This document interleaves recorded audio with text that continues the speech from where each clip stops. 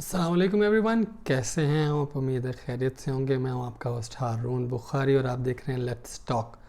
आज हम जिस चीज़ पे वीडियो बना रहे हैं उसकी वजह से काफ़ी लोगों के दिल टूटे हैं पाकिस्तान में, क्योंकि उसकी वजह से आउट ऑफ कंट्री से बहुत नई नई चीज़ें, नए नए इलेक्ट्रॉनिक डिवाइसेस आ जाते थे।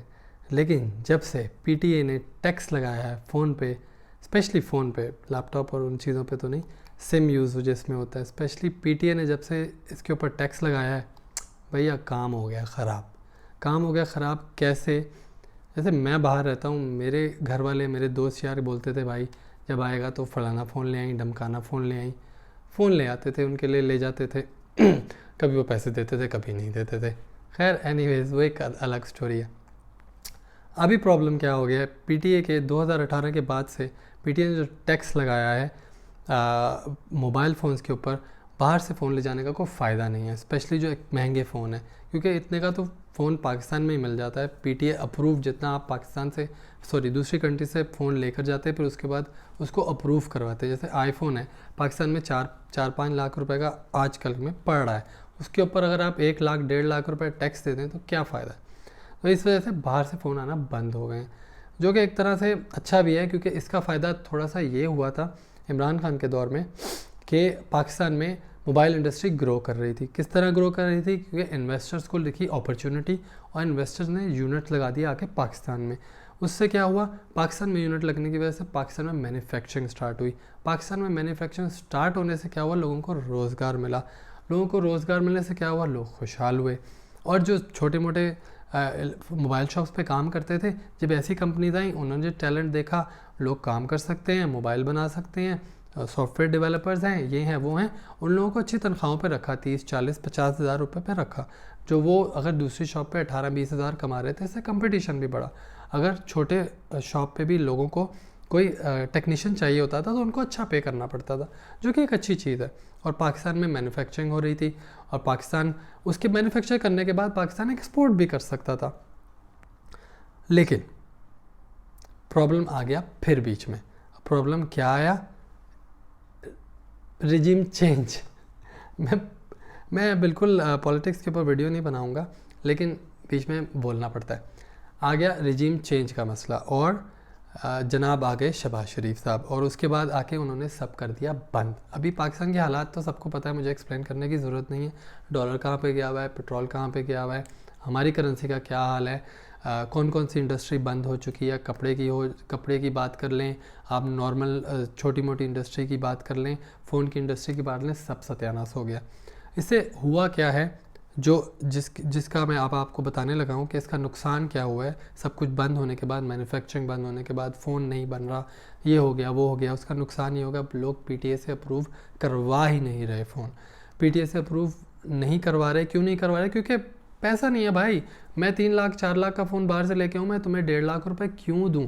हालांकि सिक्योरिटी रीजंस की वजह से किया गया था, मगर ये आउट ऑफ द हैंड हो चुका हुआ है, गवर्नमेंट के हाथ से निकल चुका हुआ है। इस सिक्योरिटी रीज़न के ऊपर गवर्नमेंट बिल्कुल ठीक थी, कि क्योंकि बहुत से फ़ोन बाहर से इंपोर्ट हो रहे थे बग़ैर ड्यूटी पे किए हुए।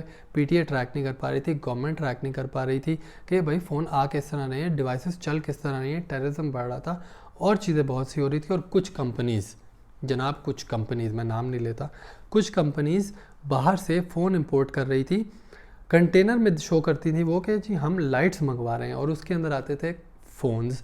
एक आईएमई पे 1-1 लाख, 2-2 लाख, 3-3 लाख फ़ोन चले हैं, तो आप कैसे ट्रेस करेंगे? बहुत बड़ा सिक्योरिटी रिस्क है। बहरहाल वो कंपनीज पकड़ी गई, वो कंपनीज बंद हो गई। पाकिस्तानी है ना, तो जुगाड़ तो करनी पड़ती है। एनीवेज, वो कंपनीज हो गई बंद। लेकिन अभी क्या हो रहा है पाकिस्तान में, क्योंकि बहुत सारी कंपनीज़, क्योंकि बाहर से फ़ोन आ नहीं रहे अभी, अगर आप बाहर से फ़ोन मंगवा भी लेते हैं तो पीटीए से अप्रूव नहीं करवा रहे लोग, क्योंकि लोग कहते हैं पैसे नहीं दे रहे। हो क्या रहा है, इंस्टेड कि आप सिम डालें उसके ऊपर और सिम से कॉल करें, अब लोग इंटरनेट पे कॉल कर रहे हैं, क्योंकि इंटरनेट तो बंद नहीं हो सकता। इंटरनेट अवेलेबल है, वाईफाई आप कनेक्ट करें, इंटरनेट चलता है। ऑफ कोर्स मोबाइल डाटा नहीं चल सकता।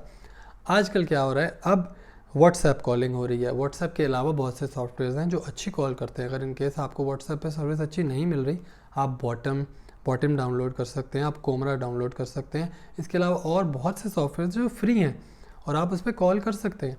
सिर्फ आपको वाईफाई का कनेक्शन चाहिए। हाँ, इससे ये सिर्फ एक छोटा सा प्रॉब्लम है कि अगर आप बाहर कहीं पे हैं, आपके पास वाईफाई अवेलेबल नहीं है, तो आप कॉल नहीं कर सकेंगे। लेकिन उसका भी हल है। उसका हल ये है, लोगों ने छोटे मोबाइल ले लिए हैं जो रजिस्टर्ड है, उसमें रखते हैं सिम। कॉल करते हैं, अरे भाई मैं तुझे कॉल कर रहा हूँ, तू किधर है, इंटरनेट नहीं चल रहा, मैं तुझे कॉल कर रहा हूँ, इंटरनेट पर कॉल करूँगा, इस पर बात नहीं हो सकती। तो ये हो रहा है। छोटे मोबाइल आपको सस्ते मिल जाते हैं और छोटे मोबाइल पे आपको ज़्यादा टैक्स भी नहीं देना पड़ता। लेकिन क्योंकि हमने गैजेट भी रखने हैं, आईफोन भी रखना है, भाई नया S23 अल्ट्रा आया है, वो कौन चलाएगा।